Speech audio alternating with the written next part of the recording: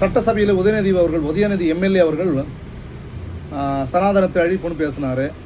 அதை தொடர்ந்து தாவேக்கு எம்எல்ஏ இப்போ புதுசாக தேர்ந்தெடுக்கப்பட்டிருக்க முஸ்தபா அவரும் நாங்களும் தான் அப்படின்னு சொல்லியிருக்கார். என்ன நீங்களும் தான்? இந்த வடிவேல் சொல்லுதான், நானும் ரவடிதான்னு சொல்லிட்டு. அதுதான் நீயும் ஓடிப்போ வண்டியில் ஏறுற. சரி ஆச்சு, சனாதனத்தை ஒழிப்பீங்க. அம்மா 2 பேர் எப்படி ஒழிப்பீங்க? சரி அதெல்லாம் இருக்கட்டும். சனாதனம்னா என்ன? சனாதனத்தை பற்றி உங்களுக்கு என்ன தெரியும்? நீங்கள் ஒரு மதத்தை பின்பற்றுறீங்க. ஸ்டாலின் கிறித்துவத்தை பின்பற்றுறாரு. முஸ்தபா அவருடைய ஒரு இஸ்லாமிய சகோதரர். நீங்கள் ஒரு மதத்தை பின்பற்றுறது போல நாங்கள் ஒரு மதம், ஒரு கொள்கையை நாங்கள் பின்பற்றுறோம். இந்துக்கள். இது இந்திய நாடு. இந்து மக்கள் 70% வாழக்கூடிய நாடு. நான் ஒன்றும் எப்போ பார்த்தாலையும் போயிட்டு நாங்கள் சனாதனத்தை ஒழிப்போம். ஃபஸ்ட்டில் நீங்கள் சனாதனம்னா என்னென்னு சொல்லுங்கள், அது எப்படி ஒழிப்புன்னு சொல்லுங்கள். அதுக்கப்புறம் நாங்களும் சேர்ந்து வருவோம், ஒழிச்சிடலாமே.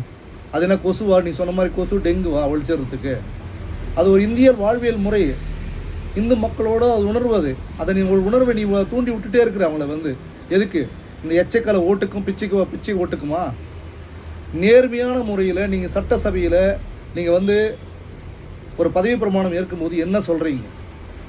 எந்த மதம் சார்ந்தும் எந்த மொழி சார்ந்தும் நாங்கள் இருக்க மாட்டோம், இந்த சட்டத்தில் இருக்கிறபடி நடக்கும்னு சொல்கிறீங்கள, அதன்படி நடக்கணும். அதை விட்டுட்டு ஒரு மதத்தை நாங்கள் அழிச்சிடுவோம், நாங்கள் சிறுபான்மையினுக்கு உறுதுணையாக இருப்போம். நீங்கள் யாருக்குமே உறுதுணையாக இருந்ததா இல்லை. உங்களுடைய சுயநலத்துக்கு நீங்கள் கரெக்டாக இருக்கிறீங்க, அவ்வளோதான். முதல்ல இந்த மாதிரி தவறாக பேசுகிறத, மற்றவருடைய மனசு புண்படுற மாதிரி பேசுகிறதவே நீங்கள் தவிர்க்கணும். நீங்கள் இப்படியெல்லாம் பேசுறதுனால தான் திராவிட முன்னேற்ற கழகத்துக்கு ஓட்டு விழல. இப்போது குளத்தூரில் முன்னாள் முதலமைச்சர் ஸ்டாலின் அவர்களே தோத்துட்டு வீட்டில் உட்காந்துருக்காரு. இப்போ அவர் என்ன சொல்லியிருக்காரு, நாங்கள் இன்னுமேல் என்ன எப்படியெல்லாம் இந்த நாட்டுக்காக உழைக்கணும் நீங்கள் மக்கள் சொல்லுங்கள், நாங்கள் அதை திருத்திக்கிறோன்னு சொல்கிறாங்க. முதல்ல இதெல்லாம் திருத்திக்கிங்க. மக்களை பிரிவினைப்படுத்துறதை திருத்திக்கிங்க. நீங்கள் ஏன் இந்து முஸ்லீம்னு பிரிக்கிறீங்க? எல்லா மதம் ஒன்றுன்னு சொல்கிற நீங்கள் தானே. நீங்கள் என்ன சொல்கிறீங்க? இது சமத்துவம் சமநீதியெல்லாம் சொல்கிற நீங்கள், சோஷியல் ஜஸ்டிஸை பற்றி பேசுகிற நீங்கள், அப்போது சிறுபான்மை பெரும்பான்மைன்னு பிரித்து பேசுகிறீங்க. அவங்களுக்கு ஒரு நியாயம், இந்துக்களுக்கு ஒரு நியாயம்னு பேசுகிறீங்க. முதல்ல இதெல்லாம் விடுங்க. உங்களுக்கு கடவுள் இல்லையா? இல்லாமல் போங்க. நேற்று வரைக்கும் உங்களுக்கு கடவுள் இல்லை, இன்றைக்கி எப்படி ப்ரௌடு கிறிஸ்டின் ஆகிட்டீங்க நீங்கள்? நாளைக்கு ப்ரௌடு முஸ்லீமா? நாளைக்கு ப்ரௌடு பௌத்தமா? இன்னொரு நாளைக்கு ப்ரௌடு இந்தியனா? எல்லாமே உங்களுக்கு ஒன்றா தான் இருக்கணும்.